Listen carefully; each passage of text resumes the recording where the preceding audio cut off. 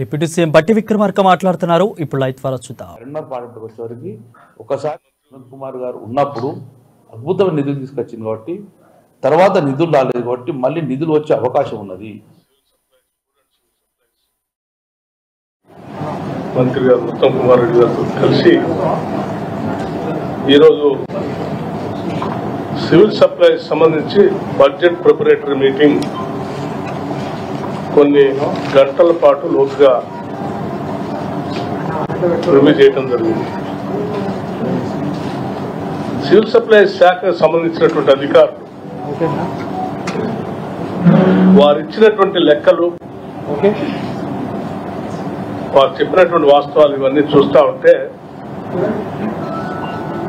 Civil supplies department అంటే పేదవాడికి బియ్యం సప్లై చేసేటువంటి శాఖ రాష్ట్ర ప్రభుత్వం నుంచి ప్రతి సంవత్సరం పెద్ద ఎత్తున నిధులు అందించాల్సినటువంటి రాష్ట్రం ప్రతి సంవత్సరం ఎంత నిర్లక్ష్యం చేసిందో ఈ సంఖ్యను చూస్తూ ఉంటే పూర్తిగా చాలా అత్యంత బాధాకరమైనటువంటి పరిస్థితిలో 2014 నుంచి ఈ రోజు వరకు ఉన్నటువంటి అరియర్స్ 2014-15లో కేవలం 383 కోట్లు మాత్రమే అరియర్స్ ఉంటే రాష్ట్ర ప్రభుత్వం నుంచి సివిల్ సప్లైస్ కి ఇవ్వాల్సినటువంటి ఉంటే సంవత్సరం అవి పెరుగుతూ రాష్ట్ర ప్రభుత్వం 14,354 కోట్లు బకాయిలు పడి అంటే వాళ్ళ శాఖకి ఇవ్వాల్సిన డబ్బులు ఇవ్వకుండా పూర్తిగా దాన్ని నిర్లక్ష్యం చేయటం వల్ల సివిల్ సప్లై శాఖ పైనటువంటి భారం పెద్ద ఎత్తున పడుతుంది. గతంలో సివిల్ సప్లైస్ శాఖ సంబంధించినటువంటి వాడు రాష్ట్రంలో ఉన్నటువంటి రైతులు పండించినటువంటి ధాన్యాన్ని కొనుగోలు చేయడం కోసం అలాగే రాష్ట్ర ప్రభుత్వాలు వారికి ఆర్థిక పరమైనటువంటి సహకారం అందిస్తే ఎటువంటి భారం లేకుండా సివిల్ సప్లైస్ పైన ఇబ్బంది లేకుండా కొనుగోలు చేసి రైతులకు ఎప్పటికప్పుడు డబ్బులు చెల్లిస్తున్నటువంటి వారు 2016-17 నుంచి రాష్ట్ర ప్రభుత్వం నుంచి పూర్తిగా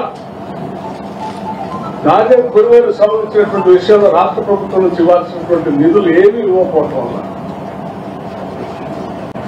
సివిల్ సప్లైస్ మీద శాఖ మీద పడినటువంటి భారం ఈరోజు లెక్కేస్తే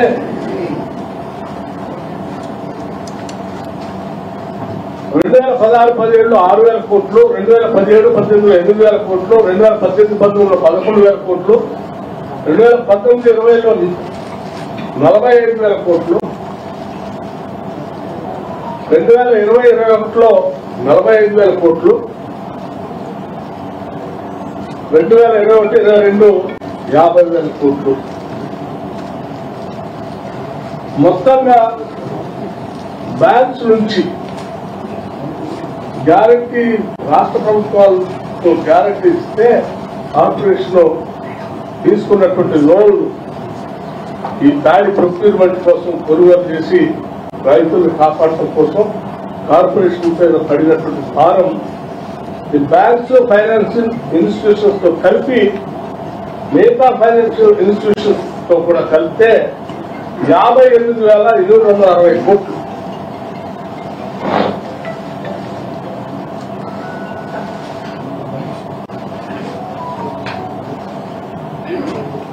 అంటే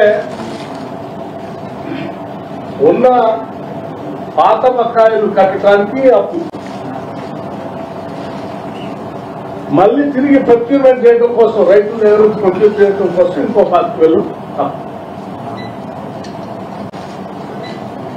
బయటికి మాత్రం మేము బ్రహ్మాండంగా రైతుల దగ్గర నుంచి రాష్ట్ర ప్రభుత్వం డబ్బులు ఇచ్చి కొనుగోలు చేపిస్తున్నాం. రైతు పండించిన ప్రతి ధాన్యం మీద కొంటున్నాం అని చెప్పినటువంటి మాటలు ఉంటే 10 ఏళ్ల నుంచి ఎంత భయంకరంగా రాష్ట్ర ప్రభుత్వం ఈ సివిల్ సప్లైస్ కార్పొరేషన్ చేసినటువంటి భారం, ఈ భారం ఈరోజు డిలే పేమెంట్ తో పెరిగినటువంటి ఇంట్రెస్ట్, ప్రిన్సిపల్ అమౌంట్ ఇవన్నీ కలిసి మోపుడు అవుతుంది. ఇవాళ తప్పనిసరి పరిస్థితిలో మళ్ళీ తిరిగి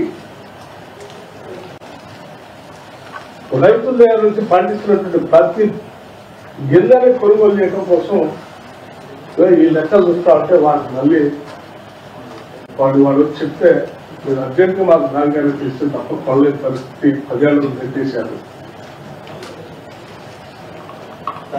సో 57,860 కోట్ల భారత్తో ఈరోజు సివిల్ సప్లైస్ కార్పొరేషన్ మూడు కావాలి.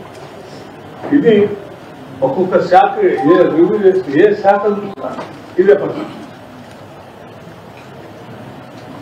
ఇంత అంటే ధనిక రాష్ట్రంతో కూడినటువంటి తెలంగాణ రాష్ట్రాన్ని చేతుల్లో పెడితే ఏ రకంగా తెలంగాణ రాష్ట్రం ఆగమైపోయిందో అన్యాయమైపోయిందో ఒకసారి రాష్ట్ర ప్రజలంతా కూడా గమనించాలని చెప్పి నేను మీ ద్వారా రాష్ట్ర ప్రజలందరూ కూడా విజ్ఞప్తి చేస్తా ఉన్నాను. ఇంత భారం ఉన్నప్పుడు కూడా ఇప్పుడే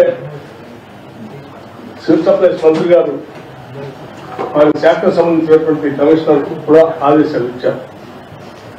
ఎక్కడ ఒక్క రేషన్ కార్డు హోల్డర్ కూడా బియ్యం ఇబ్బంది లేకుండా ఇవ్వాలని, అట్లాగే విద్యార్థులు సన్నబియ్యం కొనిచ్చే దాంట్లో కూడా వెంటనే ఎంత డబ్బులైనా పర్వాలేదు ఇస్తామని కొనిచ్చి వాళ్ళకి ఇవ్వాలని ఆదేశాలు ఇచ్చారు.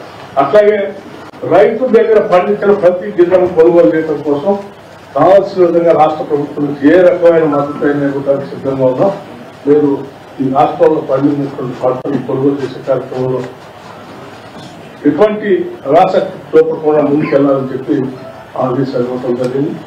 ఈ ఇబ్బందులన్నింటినీ కూడా ప్రజలు గమనించాలని, వాస్తవ విషయాలు వాళ్ళకి తెలియాలని ఈ విషయాలని మీ ద్వారా ప్రజలకు తెలియజేస్తా ఉన్నాం.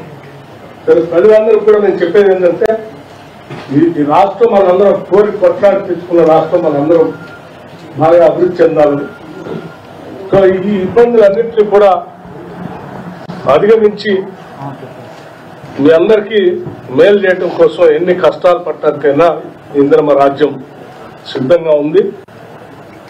దీని నుంచి బయటపడటానికి రాష్ట్ర ప్రభుత్వం అంతా కూడా హార్నెస్లో కృషి చేస్తుందని మీ అందరికీ మనం చేస్తాం. Thank you. అట్లాగే ఉత్తమ్ కుమార్ రెడ్డి గారు ఇరిగేషన్ శాఖకు సంబంధించి కూడా కొంత సమాచారాన్ని మీడియా ద్వారా రాష్ట్ర ప్రజలకి తెలియజేయాలని చెప్పి నేను చేస్తా ఉన్నాను. Thank you.